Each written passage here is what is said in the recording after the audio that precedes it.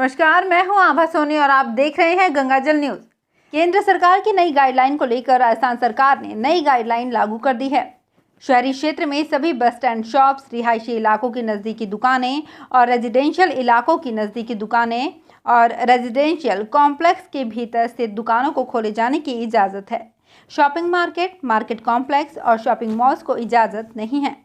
SDM Yashpal Ahuja ने बताया कि सरकार की नई गाइडलाइन के अनुसार दुकानें खोलने दी जाएंगी। इलेक्ट्रॉनिक फैन की दुकानें, मोबाइल रिचार्ज और प्रीपेड की शॉप, किताबों की दुकानें आदि खोलने दी जाएंगी, सभी नियमों के अनुसार, जिसमें मास्क और सोशल डिस्टेंसिंग आदि शामिल है। इनका पालन करना होगा। नगर पालिका क्षेत्र में सभी प्रकार की रजिस्टर्ड दुकानें, आस पड़ोस की दुकानें खुल सकेंगी। ग्रामीण क्षेत्रों में सभी प्रकार की दुकानें खुल सकेंगी, हालांकि मॉल्स को इजाज़त नहीं है। इससे पहले लॉकडाउन का 1 महीना पूर्ण होने पर केंद्र सरकार ने शुक्रवार को देर रात छूट का दायरा बढ़ाया, जिसे लेकर आज सुबह काफ़ी असमंजस की स्थिति रही। केंद्रीय गृह मंत्रालय के नए आदेश के अनुसार शनिवार सुबह दुकानदारों और आम लोगों तथा प्रशासन को भी असमंजस में डाल दिया था। केंद्रीय गृह मंत्रालय के नए आदेश ने शनिवार सुबह दुकानदारों और आम लोगों तथा प्रशासन को भी असमंजस में डाल दिया था। इसके बाद सरकार को स्पष्टीकरण भी देना पड़ा। आज सुबह कुछ समय के लिए बाजार में दुकानें खुल भी गई, लेकिन 12 से 1 बजे तक वापस बंद हो गई, जिसके बाद फिर से सन्नाटा पसर गया। मॉडिफाइड लॉकडाउन में उद्योग शुरू करने की छूट दिए जाने के उपरांत भी अभी तक फलौदी और खिंचन के उद्यमियों ने इसमें अधिक रुचि नहीं दिखाई। औद्योगिक क्षेत्र में आज भी सन्नाटा है और इक्का दुक्का फैक्ट्रियों में कोई मजदूर काम करता मुश्किल से नजर आता है। क्या उद्यमी अभी फैक्ट्रियां शुरू करना नहीं चाहते या कुछ और कारण है? ये जानने के लिए आज हमने औद्योगिक क्षेत्र का दौरा किया और वहां मिले श्रमिकों और उद्यमियों से बात करने की कोशिश की। अभी उद्यमी इस बात को लेकर कुछ कहना नहीं चाहते। वे चाहते हैं कि सरकार पूरी तरह से उद्यमियों को उद्योग शुरू करने की छूट दे। संभवतः उद्योग शुरू करने के लिए सशर्त छूट का प्रावधान उन्हें रास नहीं आ रहा। फलौदी और खिंचन के औद्योगिक क्षेत्र में करीब 200 फैक्ट्रियां हैं, जिनमें विभिन्न प्रकार के उत्पाद तैयार होते हैं। 20 अप्रैल को लागू मॉडिफाइड लॉकडाउन में सशर्त छूट दी गई थी कि इनकी पालना करते हुए उद्यमी फैक्ट्री चालू कर सकते हैं। रिको के औद्योगिक क्षेत्र के पास बनवाने का कार्य रिको के वरिष्ठ क्षेत्रीय प्रबंधक और क्षेत्रीय प्रबंधक को दिया गया था तथा अन्य इकाइयों के लिए महाप्रबंधक, जिला उद्योग केंद्र को प्रभारी बनाया गया है। इसके ऑनलाइन अनुमति की व्यवस्था की गई है। हमने ये जानने के लिए फलौदी और बाप के कितने उद्यमियों ने पास के लिए आवेदन किया और कितने तैयार हुए, रिको के सहायक क्षेत्रीय प्रबंधक जोधपुर एचएन बुनकर से बातचीत की। उन्होंने कहा कि मेरे पास 4 आवेदन आए थे और मैंने चारों को ही पास जारी कर दिए। सुनिए उनसे हुई बातचीत। नहीं, उसमें मॉडिफिकेशन जो हुआ है उसमें फैक्ट्रियां तो खोल सकते हैं। हाँ जी। लेकिन आने जाने का जो है ना, वहाँ लेबर वहाँ प्रेजेंट अंदर है। हाँ, तो वो खोल सकते हैं। ठीक है। उनकी लेबर अंदर फैक्ट्री में है, वो चालू कर सकते हैं और उसके मैनेजर को या मालिक को आने के लिए पास जारी कर देंगे हम। ठीक है, ये है। तो हमारे यहाँ 3-4 ने मांगी थी मेरे से परमिशन फलौदी में। ठीक है, जारी कर 3-4 जनों ने है सर। जारी हो गई सर? हाँ, कभी भी हो गई। अच्छा, तो वही मैंने कहा यहाँ फैक्ट्रियाँ तो ज्यादा हैं। हाँ सर, फैक्ट्रियाँ तो यहाँ ज्यादा हैं। नहीं, मांगी, जिन्होंने परमिशन मांगी कि मेरे लेबर वहाँ रेडी है। हाँ जी। और मुझे खुद को आने से, घर से फैक्ट्री आने और फैक्ट्री के घर जाने की मुझे वो पास मैंने जारी किए थे 4 आदमियों के शायद। ठीक है जी। हाँ, वो मैंने कहा 4 ही जारी हुए, फैक्ट्रियाँ ज्यादा हैं, ज्यादा लोग भी ले सकते थे, किसी को इंटरेस्ट ले सकते हैं, लेकिन किसी ने अभी तक इंटरेस्ट दिखाया नहीं। 20 से आज हो गई 25 दिन हो गया है ना जी। अभी मेरे पास 4 आदमियों के पास के लिए अप्लाई किया था उन्होंने। बिल्कुल बिल्कुल, और उन 4 के बना दिए। बिल्कुल। पास की व्यवस्था किए जाने के बाद भी उद्यमियों ने अभी तक काम शुरू क्यों नहीं किया? हमने इंटेक्स इंडिया इंडस्ट्रीज के मालिक सलीम नागौरी से बात कर उद्यमियों का पक्ष भी जाना। सुनिए उन्होंने क्या कहा। हाँ, सरकारी आदेश तो आ गए हैं फैक्ट्रियाँ शुरू करने के लिए, लेकिन फैक्ट्री मालिक अभी डर रहा है। जो सरकारी रूल्स है उस रूल्स को पूरे फॉलो नहीं कर पा रहा है। जैसे कई पाबंदियाँ फैक्ट्री पे मालिक पे की गई है। जैसे कर्मचारी वहाँ का कोई भी अगर इस बीमारी के रूप में आ जाता है या अन्य किसी आदमी से उस कर्मचारी को बीमारी लग जाती है तो संपूर्ण जिम्मेवारी फैक्ट्री मालिक की होगी। और दूसरा पब्लिक डिस्ट्रीब्यूशन का भी ध्यान रखा जाए, हर चीज़ को सैनिटाइज किया जाए। और इस अवधि के अंदर कोई जांच भी आ जाती है, कोई फ्लैंग चेक करने के लिए भी आ जाती है, तो उसमें सज़ा का भी प्रावधान है और पेनल्टी भी लग सकती है। तो इसलिए अभी ये फैक्ट्री मालिक डर रहे हैं, तो फैक्ट्री अभी शुरू बराबर रूप से नहीं कर रहे हैं। जिला उद्योग केंद्र फलौदी की महाप्रबंधक डॉक्टर अंजुला आसदेव ने बताया कि उनके पास भड़ला से एक सोलर प्लांट ने पास के लिए आवेदन किया था, जिसे ऑनलाइन ही जारी कर दिया था। उनके यहाँ कोई पेंडिंग नहीं है। फैक्ट्रियां कब शुरू होंगी, पूर्ण लॉकडाउन हटने के बाद या फिर इससे पूर्व, देखते हैं। लॉकडाउन के दौरान माह रमजान में मस्जिदों में नमाज पढ़ने को लेकर प्रशासन ने एक आदेश जारी कर स्थिति स्पष्ट कर दी है। एसडीएम यशपाल आहूजा ने शनिवार को इस संबंध में आदेश जारी किया। आहूजा के अनुसार चूंकि लॉकडाउन और धारा 144 लागू होने के कारण रमजान में नमाज अदा करने के लिए कुछ व्यवस्थाएं कानून के अनुसार इस प्रकार रहेंगी। आदेश में कहा गया है कि चांद दिखने के उपरांत होने वाली नमाज तरावी में मौलवी सहित केवल 3 व्यक्ति ही मस्जिद में उपस्थित रहेंगे। तीनों व्यक्ति मुंह पर मास्क लगाकर सोशल डिस्टेंसिंग की पालना करते हुए माइक पर नमाज अदा करेंगे। मुस्लिम समाज के लोग अपने घर पर ही मौलवी के निर्देशों का अनुसरण करेंगे। किसी भी दशा में मस्जिद में रोज़ा इफ्तार नहीं होगा।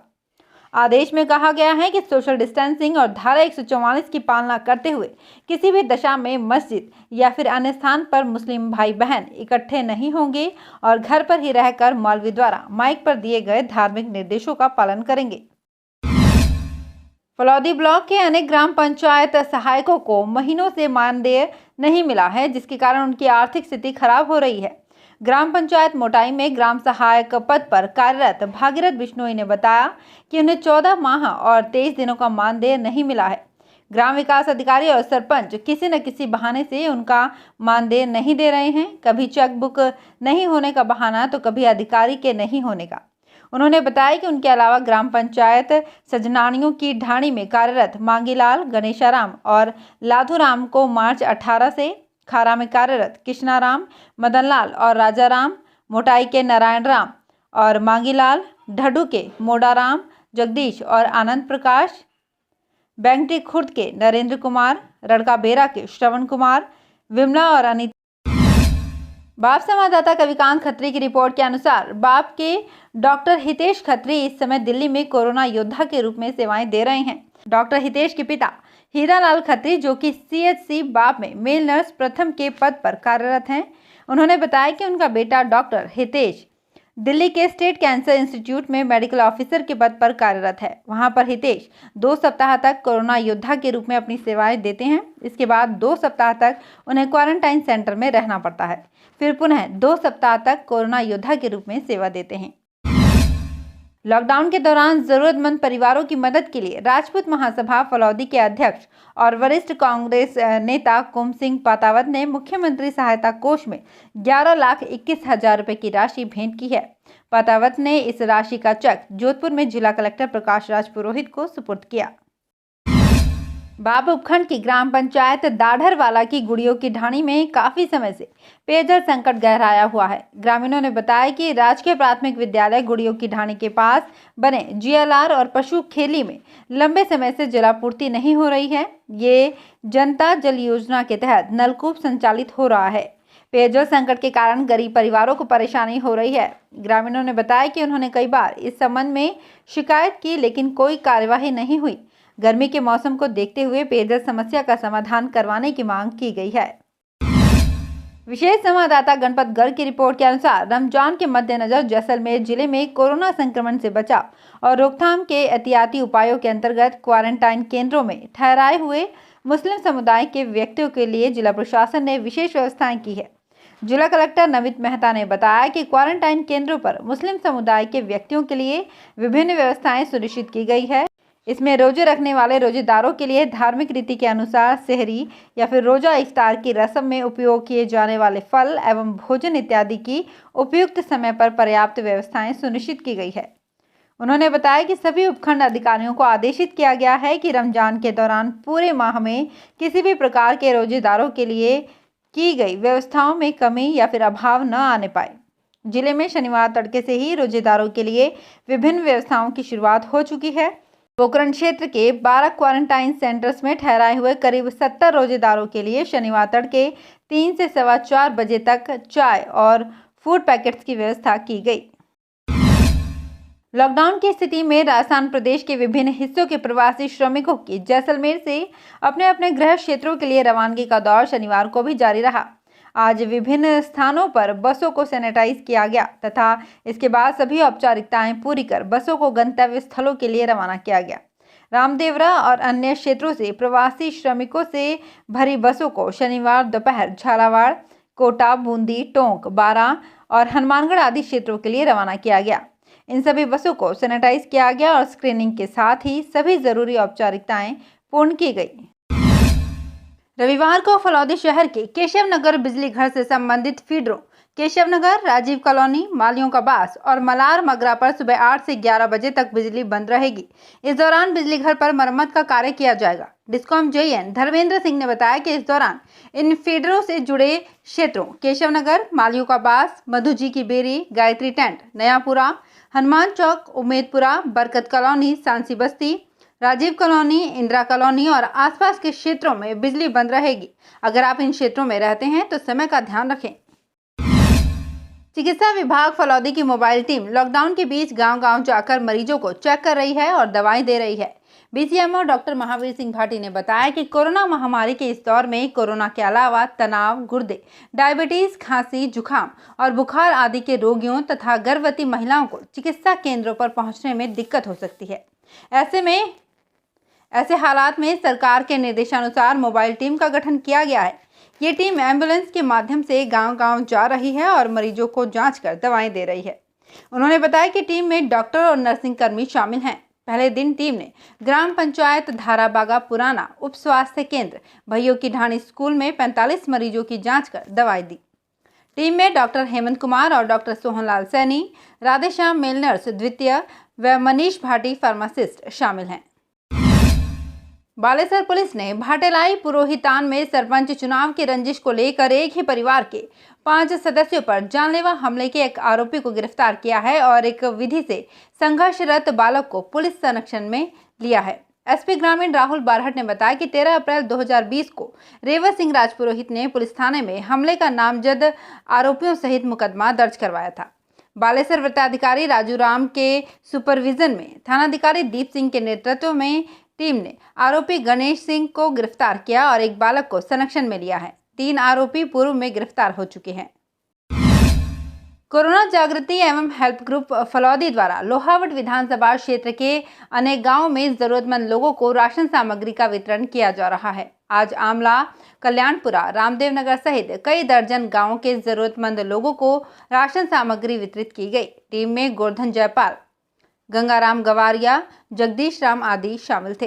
कोरोना जागृति हेल्प ग्रुप की 50 महिला पुरुष एक्टिविस्ट टीम है जो दिन रात मेहनत कर रही हैं। ग्रुप ने भामाशाह के मार्गदर्शन और वित्तीय सहयोग से आज तक करीब 825 राशन सामग्री की किट वितरित की है। कोरोना महामारी को लेकर हर कोई चिंतित है। सरकार के साथ साथ छोटे छोटे बच्चे भी मास्क लगाने, घर पर रहने और सोशल डिस्टेंसिंग की पालना करने की अपील करते दिख रहे हैं। सोशल मीडिया पर आपने ऐसे बच्चे देखे होंगे। आइए आपको मिलाते हैं फलौदी के विभिन्न स्कूलों में पढ़ने वाले बच्चों से और देखते हैं कि इन्होंने क्या अपील की है। आप सभी को मेरा सादर नमस्कार। मेरा नाम हेजल थानी है। सबको पता है कि पूरे देश में कोरोना फैल गया है। हमारे पेशेंट बढ़ने लग गए इसकी वजह से, रोज पेशेंट बढ़ रहे हैं इसकी वजह से। इसलिए हमारा फर्ज बनता है हम कुछ लोगों को थैंक यू बोले। डॉक्टर्स, नर्सेस, मेडिकल स्टाफ और पुलिस, सफाई वाले अंकल और मिल्कमैन, ये सबको मैं थैंक यू बोलना चाह रही हूँ क्योंकि डॉक्टर्स हमारी जान बचा रहे हैं और नर्सेस और मेडिकल्स वाले हमारी रिसर्च कर रहे हैं और दवाई बना रहे हैं और पुलिस वाले बोल रहे हैं घर के अंदर रहो और सफाई वाले हर चीज को सैनिटाइज कर रहे हैं और साफ कर रहे हैं और मिल्कमैन मिल्क हमें कोरोना में भी मिल्क दे रहे हैं। इन सबको मैं दिल से थैंक यू बोलना चाह रही हूँ। Thank you. नमस्कार, मैं इंद्रप्रस्थ स्कूल फलोदी से सुमन हूँ। मैं एक गाइड हूँ। जैसा कि आप सभी जानते हैं कि स्काउट और गाइड क्या होता है, लेकिन कुछ कर्तव्य है जो मैं इस वीडियो में समझाऊंगी। स्काउट का कर्तव्य उपयोगी होना और दूसरों की मदद करना है। एक स्काउट सभी के लिए एक दोस्त है और हर दूसरे स्काउट के लिए एक भाई है। स्काउट पर्यावरण और जानवरों को बचाओ। जय हिंद, जय Bharat, stay home, stay safe. Hello friends, I am Tikamcha. And I am Vikram. We hope all of you are safe and healthy in your homes. दोस्तों, आज के वक्त में पूरा विश्व एक ऐसी महामारी से जूझ रहा है जिससे लगभग विश्व भर में 1.47 लाख लोगों की मौत हो चुकी है और 22 लाख लोग संक्रमित हैं। दोस्तों, यह वक्त जितना हमारे लिए मुश्किल है उससे कई ज्यादा उन परिवारों के लिए जिनकी आर्थिक स्थिति कमजोर है। ऐसे समय में हम सभी का कर्तव्य बनता है कि हम उनकी सहायता करें, जैसे उनको खाद्य पदार्थ उपलब्ध करवाएं। दोस्तों, इस समय में हम सभी को डॉक्टर्स, पुलिस और पत्रकारों को सम्मान देना चाहिए, जिससे उनका हौसला बुलंद हो, क्योंकि वे अपनी परवाह करे बगैर हमारी सुरक्षा करते हैं और हम तक हर संभव खबर पहुंचाते हैं। और दोस्तों, इसके ऊपर हम कुछ कहना चाहते हैं कि लहरों से डर के नौका पार नहीं होती, कोशिश करने वालों की कभी हार नहीं होती। जय हिंद, जय Bharat, stay home, stay safe. आज की खबरों में फिलहाल इतना ही। तब तक के लिए शुभ रात्रि।